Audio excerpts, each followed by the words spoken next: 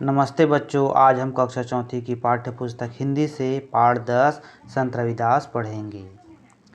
संत रविदास आप लोग सभी जानते हो, संत महात्मा का हमारे समाज में कितना योगदान रहता है, जो हमको अच्छी अच्छी बातें बताते हैं। तो यहीं पर हम देखेंगे कि भारतीयों ने वर्ण भेद को नकारते हुए संत महात्माओं को सदा सम्मान दिया है। संत रविदास, जिन्हें आम जनता रविदास से नाम से पुकारती है, ऐसे ही संत थे। गुरु रामानंद ने उन्हें शिष्य बनाया और रविदास ने कृष्ण के प्रेम दीवानी राजघराने की महिला मीरा को अपनी शिष्या बनाई। यही संत रविदास का संक्षिप्त जीवन परिचय इस पाठ में पढ़ेंगे। पढ़ने से पहले बच्चों, अगर आपने इसके पहले पाठ का वीडियो नहीं देखा है तो आप डिस्क्रिप्शन में जा कर के अन्य पाठ को वीडियो देख सकते हैं। अब संत रविदास को, भारत के इतिहास में एक ऐसा समय था जब धर्म के नाम पर भारतीयों पर बहुत अत्याचार हुए। उस समय के शासक निर्दोष जनता को लूटने और सताने को ही अपना कर्तव्य समझते थे। उधर अपने को सर्वोच्च जाति मानने वाले लोग अपने से छोटी जाति को मानने वालों पर अत्याचार कर रहे थे। दुखी लोगों की पुकार सुनने वाला कोई नहीं था। ऐसे समय में भारत में कई संत और महात्माओं का जन्म हुआ। उनमें से एक थे संत रविदास, जिन्हें संत रैवदास भी कहते हैं। तो यहाँ पर क्या है कि भारतीय समाज में एक ऐसा समय भी था जहाँ पर धर्म के नाम पर लोगों पर बहुत अत्याचार होते थे। इनके शासक निर्दोषों को लूटना और सताने में ही अपना कर्तव्य मानते थे। उनका जनता के प्रति उच्च जाति को मानने वाले लोग छोटी जातियों को सताना, अत्याचार करना ही अपना कर्तव्य मानते थे, जिससे जनता की पुकार सुनने वाला कोई नहीं था। ऐसे समय में भारत में कई संत महात्माओं का जन्म हुआ, जिसमें से एक था संत रविदास। अब देखते हैं संत रविदास के परिचय को। संत रविदास का जन्म माघ पूर्णिमा संवत 1433 को बनारस के समीप मड़वाडीह गांव में हुआ था। उनके पिता का नाम मानदास और माता का नाम कर्मा देवी था। उनके पूर्वज चमड़े का काम करते थे। बचपन से ही बालक रविदास की रुचि साधु महात्माओं के संगत में थी। जहाँ पूजा पाठ अथवा हरि कीर्तन होता, वे वहीं पहुँच जाते। ऐसे समय में प्रायः घर का काम काज भूल जाते थे।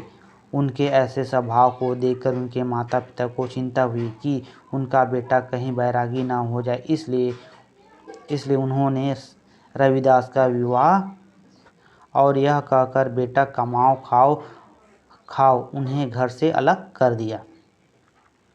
तो संत रविदास जी का जन्म माघी पूर्णिमा को संवत 1433 को बनारस के समीप मरवाडी गांव में हुआ था। इनके पिता का नाम क्या था? पिता का नाम मानदास था और माता का नाम कर्मा देवी थी। इनके जो पूर्वज थे, जो चमड़े के काम करते थे, है ना, चमड़े के काम करते, चमड़े से जूता चप्पल बनाया जाता है ना, इस प्रकार से। बचपन से ही बालक रविदास जी की रुचि किसमें थी? साधु महात्माओं के संगत में थी। जहाँ पर पूजा पाठ हरि कीर्तन होता, वे पहुँच जाते थे। जहाँ पर मतलब जिस प्रकार से सत्संग होता था, पूजा पाठ होता था, तो भगवान की जो पाठ होते थे वहाँ पर पहुँच जाता था। ऐसे कर पहुँच जाते थे, जिसके कारण से वे घर के काम को प्रायः भूल जाते थे। मतलब काम करने में रुचि था उनको, लेकिन वे साधु संगतों के संगति में रहने के कारण वे अपने काम को भूल जाते थे। इसलिए उनके परिवार के माता पिता को चिंता हुई कि कहीं हमारा बेटा बैरागी ना हो जाए, मतलब साधु संत ना बन जाए। इसलिए उन्होंने रविदास जी का विवाह कर दिया और कहा कि बेटा कमाओ खाओ कहकर घर से उन्हें अलग कर दिया। आगे देखते हैं। पत्नी लूना देवी के साथ रविदास घास फूस की झोपड़ी बनाकर रहने लगे। वे चमड़े का काम करते और उसी आय पर अपना जीवन निर्वाह करते। कुछ वर्षों के पश्चात यहाँ पर एक पुत्र रत्न की प्राप्त हुआ। तो उनकी पत्नी का नाम क्या था? लूना देवी। लूना देवी के साथ रविदास एक घास फूस की झोपड़ी में बनाकर रहने लगा और वे चमड़े का काम करने लगा। उनसे जो आय होती थी उनसे अपना जीवन निर्वाह कर मतलब अपने जीवन को चलाने लगा। कुछ वर्ष के बाद वहाँ पर उनको एक पुत्र रत्न पैदा हुआ, मतलब एक उनके यहाँ लड़का पैदा हुआ। अब आगे देखते हैं। विवाह बंधन रविदास को ईश्वर भक्ति से विमुख न कर सका। साधु सेवा, सत्संग तथा पूजा पाठ निरंतर चलता रहा। उन दिनों स्वामी रामानंद जी की भक्ति, ज्ञान तथा विद्वता की प्रसिद्धि पूरे भारत में फैली हुई थी। वे बनारस के रहने वाले थे। प्रभु भक्ति के प्यासे रविदास स्वामी जी के चरणों में पहुंच गए। शिष्य की अथाह भक्ति ने स्वामी जी का हृदय जीत लिया। रविदास स्वामी रामानंद के शिष्य बन गए। अब रविदास को अपना लक्ष्य प्राप्त करने का मार्ग मिल गया। संत कबीरदास के गुरु भाई भी हो गए। दोनों जात पात तथा ऊंच नीच में विश्वास नहीं करते थे। दोनों ने समाज में झूठे आडंबरों का विरोध किया। रविदास विनम्र और मधुरभाषी थे। यही कारण है कि समाज के बहुत से लोगों ने उनके विचारों को बहुत ध्यान से सुना और ग्रहण किया। विवाह बंधन भी संत रविदास को उसके भक्ति मार्ग से नहीं हटा सका और उनका निरंतर पूजा पाठ वगैरह चलता रहा। कुछ दिनों के बाद स्वामी रामानंद जी की भक्ति और ज्ञान की प्रसिद्धि पूरे भारत में फैली हुई थी। वे बनारस के रहने वाले थे। प्रभु भक्ति की प्यासे रविदास रामानंद जी के पास गए तो वे अपने रविदास जी की अथाह भक्ति को देखकर स्वामी जी का हृदय पिघल गया और स्वामी जी ने रविदास को अपना शिष्य बना लिया। अब रविदास को अपना इस प्रकार भक्ति मार्ग का लक्ष्य मिल गया। संत रविदास और संत कबीरदास दोनों रामानंद के शिष्य थे। इस प्रकार दोनों गुरु भाई भी हो गए। दोनों ने जात पात ऊंच नीच में विश्वास नहीं करते थे। दोनों ने समाज में फैले झूठे अंबरों का विरोध किया, पाखंडों का विरोध किया। रविदास बहुत विनम्र और मधुरभाषी थे। यही कारण है कि समाज के बहुत से लोगों ने उनके विचारों को ध्यान से सुना और उन्हें ग्रहण किया। आगे देखते हैं। गुरु रविदास के शिष्यों तथा भक्तों की संख्या दिनों दिन बढ़ने लगी। उनकी प्रसिद्धि को ऊंची जाति के लोग सहन न कर सके। वे काशी नरेश वीर देव सिंह के दरबार में पहुँचे। उन्होंने रविदास की शिकायत की। महाराज, आपके राज्य में रविदास का नाम का एक व्यक्ति है। वह अपने आप को बड़ा भक्त समझता है। वह लोगों को गुमराह कर रहा है। कहता है कि सभी लोग बराबर है। यदि ऐसे धर्म विरोधी व्यक्ति के कामों को न रोका जाए तो समाज छिन्न भिन्न हो जाएगा। राजा ने उन लोगों की बात शांतिपूर्वक सुनी और कहा, एक पक्ष की बात सुनकर ही निर्णय देना राजा का धर्म नहीं है। मैं स्वयं संत जी से मिलूंगा और तभी कोई निर्णय करूंगा। दूसरे दिन काशी नरेश संत रविदास की कुटिया पर पहुंच गए। संत जी उन्हें देखकर चकित रह गए। उन्होंने आदरपूर्वक राजा से उनके आने का प्रयोजन पूछा। राजा बोले, संत जी, मैं आपसे कुछ पूछने आया हूँ। क्या आप लोगों को यह शिक्षा दे रहे हैं कि समाज में कोई छोटा बड़ा नहीं होता? क्या समाज में सभी बराबर है? संत रविदास जी के शिष्यों की संख्या दिनों दिन बढ़ने लगी, क्योंकि उनके विचार बहुत अच्छे लगते थे। भाषा विनम्र और मधुरभाषी थे तथा वे समाज के उनकी प्रसिद्धि को ऊंची जाति के लोग सहन नहीं कर सके, क्योंकि वे रविदास जी छोटी जाति के थे और ऊंचे जातियों को जलन होने लगा कि इस प्रकार से अगर छोटी जाति के लोग इस प्रकार समाज में बातें करेंगे तो हमारे बातें को कौन सुनेगा। इसलिए वे काशी नरेश वीर देव सिंह के दरबार में पहुंच गए। उन्होंने रविदास की शिकायत की कि महाराज, आपके राज्य में एक रविदास नाम का व्यक्ति है जो अपने आप को बड़ा भक्त समझता है, भगवान का बहुत बड़ा भक्त समझता है और वे लोगों को गुमराह कर रहे हैं, क्योंकि वे कहते हैं कि सभी लोग बराबर हैं। ऐसा करने से समाज में अधर्म फैलेगा करके बोलता है और समाज छिन्न भिन्न हो जाएगा, ऐसा करके ऊंची जाति के लोग बोलते हैं। तो इस पर राजा ने उनकी बातें को ध्यानपूर्वक सुना, पर राजा ने यह कहा कि मैं केवल एक पक्ष की बातें सुनकर कोई निर्णय नहीं दूंगा। मैं संत जी से जाकर मिलूंगा, तभी कोई निर्णय दूंगा। यह कहकर वह संत रविदास जी के संत रविदास जी के कुटिया में पहुंच गए। संत जी उन्हें देखकर आश्चर्य थे कि इतने बड़े राजा आज मेरी कुटिया में अचानक कैसे आ गया। उन्होंने राजा को आदरपूर्वक बिठाया और उनके आने का प्रयोजन पूछा। तो राजा बोले, संत जी मैं आपसे कुछ पूछने आया हूँ। क्या आप लोगों को यह शिक्षा दे रहे हैं कि समाज में कोई छोटा बड़ा नहीं होता है? क्या समाज में सभी बराबर है? तो इस प्रकार से जब राजा ने पूछा तो संत रविदास जी क्या कहते हैं, सुनिए। संत रविदास मुस्कुराए और निर्भय होकर बोले, रविदास जन्म के कारणों होत न कोई नीच, नर को नीच करित है ओछ कर्म की कीच, जात पात के फेर में ही उलझे रहे सब लोग, मानवता को खात है रविदास जात का रोग। काशी नरेश ध्यान मग्न होकर संत जी की वाणी सुन रहे थे। संत जी ने बात जारी रखी। राजन, जन्म और जाति से बड़ा कर्म है, जो कर्म से ऊंचा है वह वास्तव में ऊंचा है। राजा जी भी वही महान है जो न्यायकारी है। अन्यायी राजा यदि ऊंचे कुल का भी होगा तो भी उसे ही हीन समझा जाएगा। काशी नरेश ने संत जी के चरण पकड़ लिए और विनती की, गुरुजी इस प्राणी को भी स्वीकार कर लीजिए, मेरा भी उद्धार कीजिए।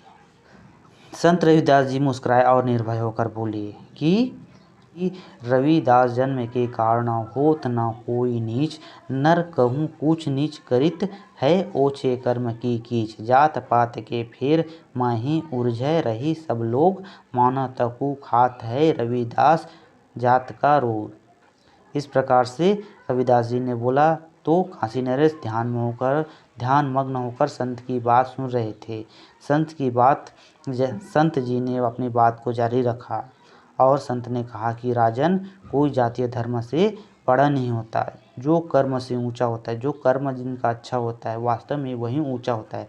राजा भी वही महान होता है जो न्यायकारी होता है। अन्यायी राजा यदि ऊंचे कुल में पैदा हो जाए तो वह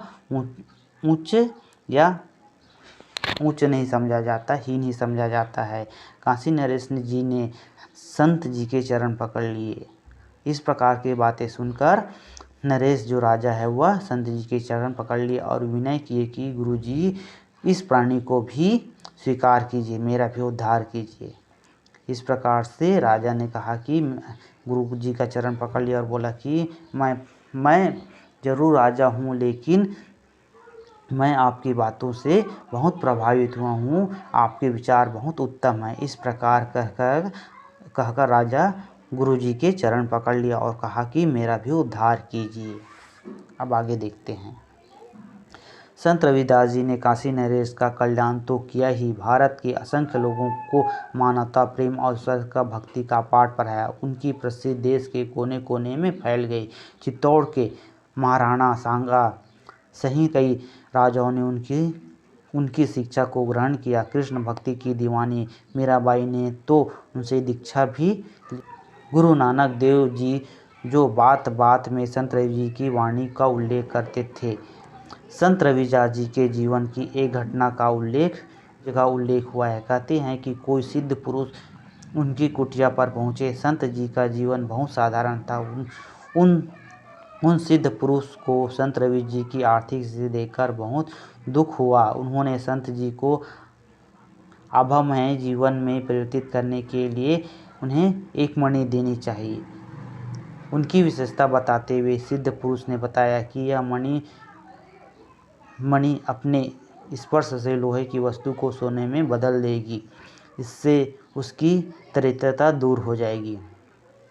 संत ने कहा, महाराज, मुझे धन की कोई इच्छा नहीं है, आप यह मणि अपने पास रख लीजिए।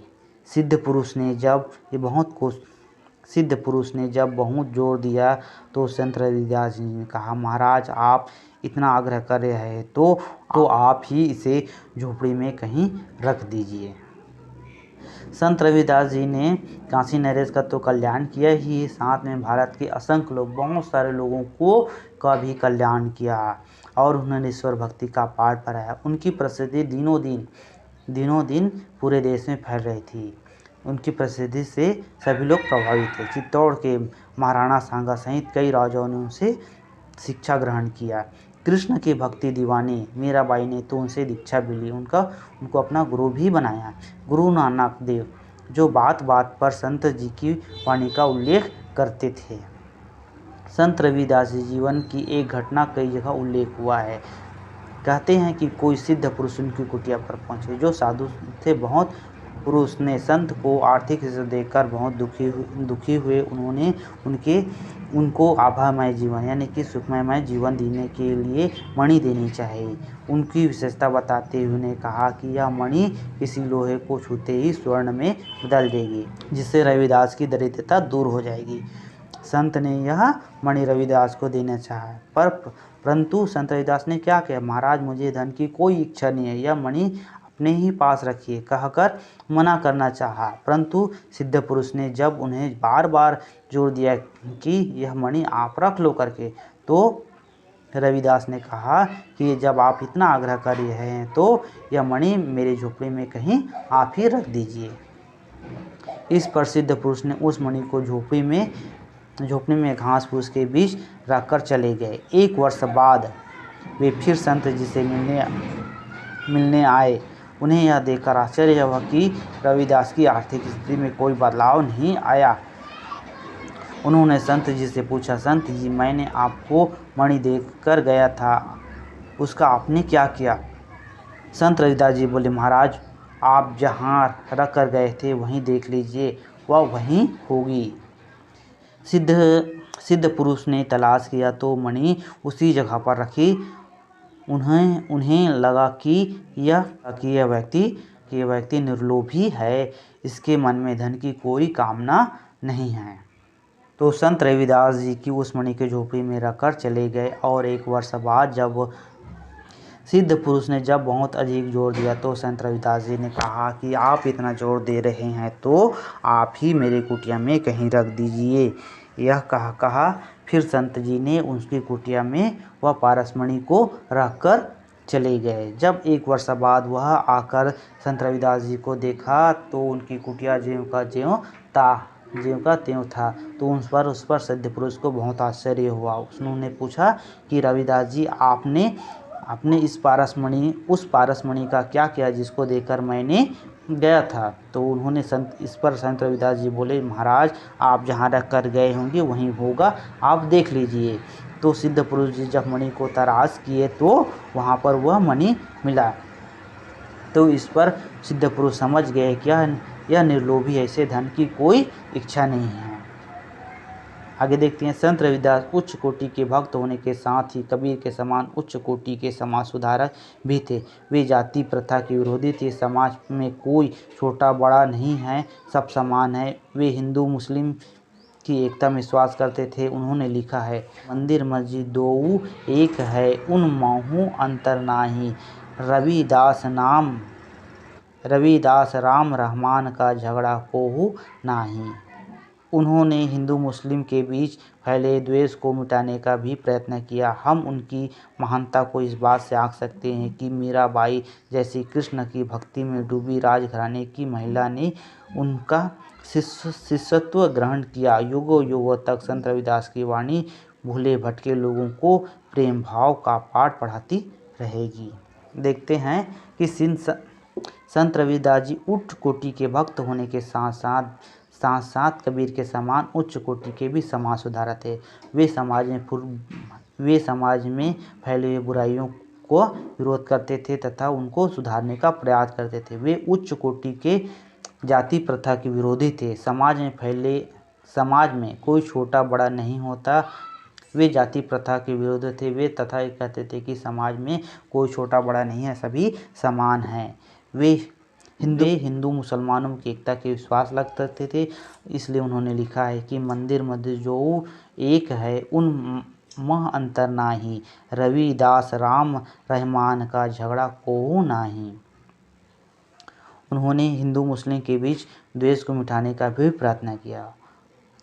उन्होंने हिंदू मुस्लिम में फैले हुए द्वेष ईर्ष्या को भी मिटाने का प्रयास किया। उनकी महानता का बात इत्तेफाक से आंक सकती है कि मीराबाई जैसी कृष्ण भक्ति में डूबी राजघराने की महिला ने उनका सत्ता ग्रहण किया।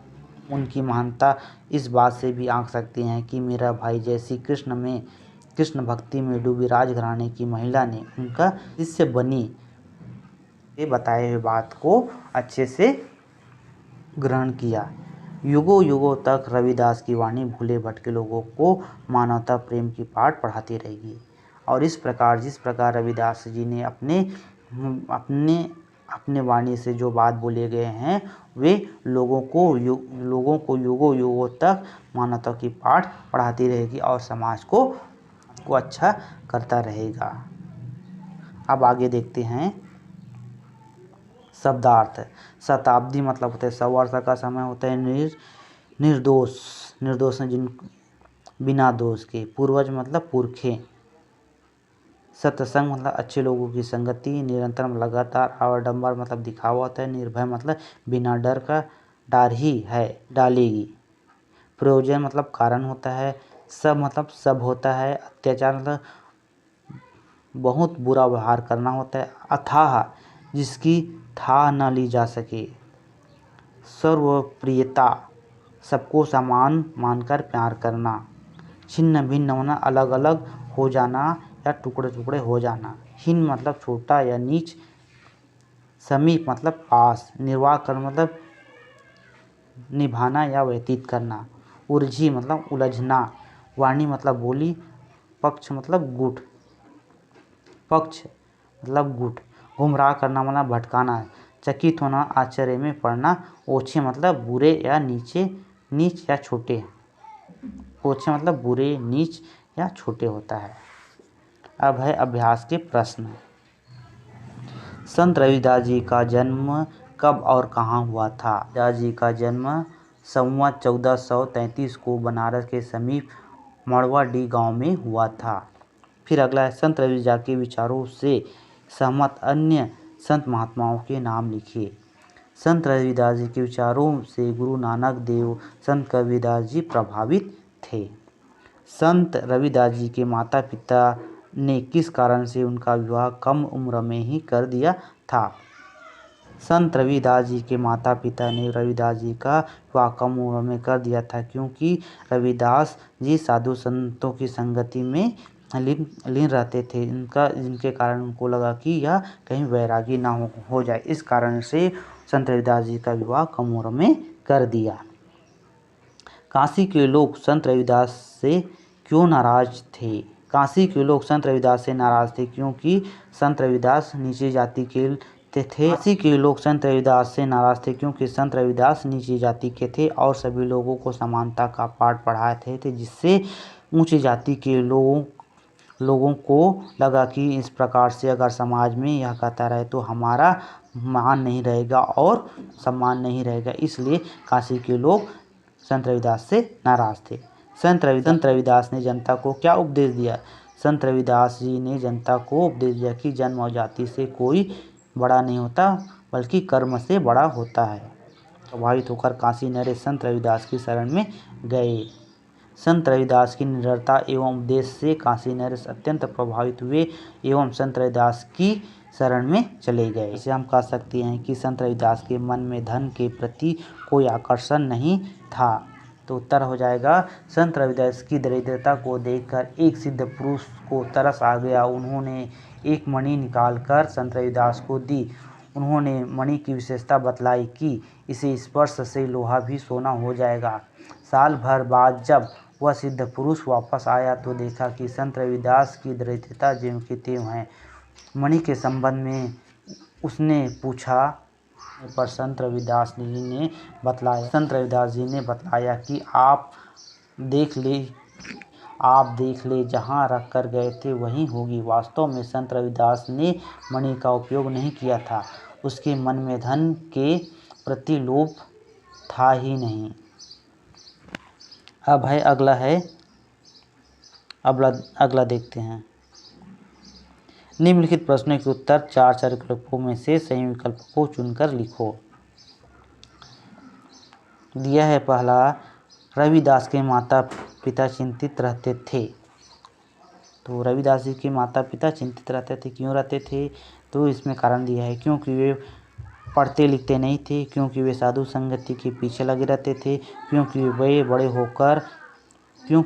हो गए थे, उनका विवाह करना था, क्योंकि वे हरि कीर्तन में घर का कामकाज भूल जाते थे। तो इसमें घा आएगा, क्योंकि वे हरि कीर्तन में घर का कामकाज भूल जाते थे।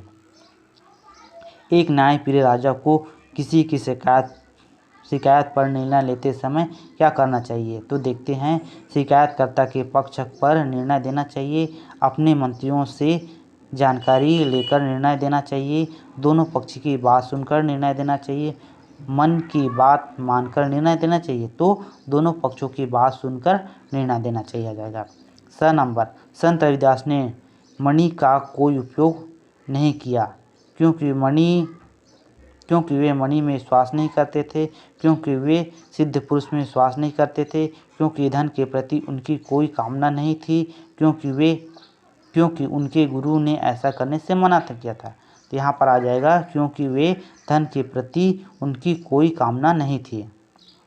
द नंबर, निम्नलिखित में से कौन से दो कवि एक ही गुरु के शिष्य थे? रविदास और कबीरदास, रविदास गुरु नानक, रविदास धर्मदास, रविदास और सूरदास। तो हो जाएगा रविदास और कबीरदास। फिर है भाषा तत्व और व्याकरण। पहला है, इन शब्दों को वाक्यों में प्रयोग करके लिखो। पहला है जात पात। तो जात पात हो जाएगा, संत रविदास जात पात को नहीं मानते थे। ऊंच नीच, हमें ऊंच नीच की भावना नहीं रखनी चाहिए। प्रेम, मानव प्रेम, हमारे भीतर मानव प्रेम की भावना होनी चाहिए। साधु संत, मीराबाई साधु संत के संगत में रहती थी। चाहे भूले भटके लोगों को रविदास की वाणी राह दिखाती है।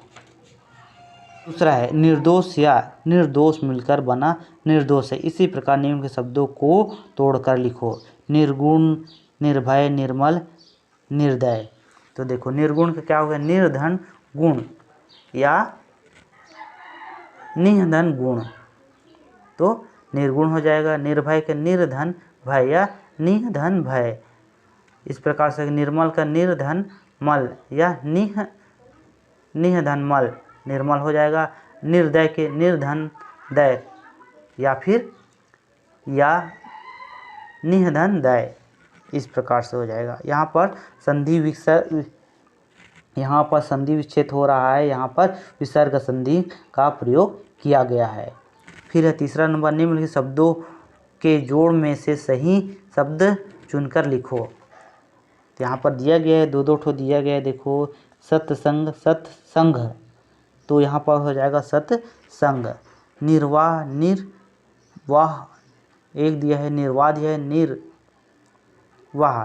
तो निर्वाह जो पहले लिखा है वो वाला शब्द सही है। रविदास और रविदास, देखो रविदास और रविदास, तो हो जाएगा रविदास। जो बाद में लिखा है वो वाला छोटी वी वाला होगा। चरण और चरण, तो जो बाद में लिखा है चरण न वाला बाण कर्ण वाला सही है। इन शब्दों को छत्तीसगढ़ में क्या कहते हैं?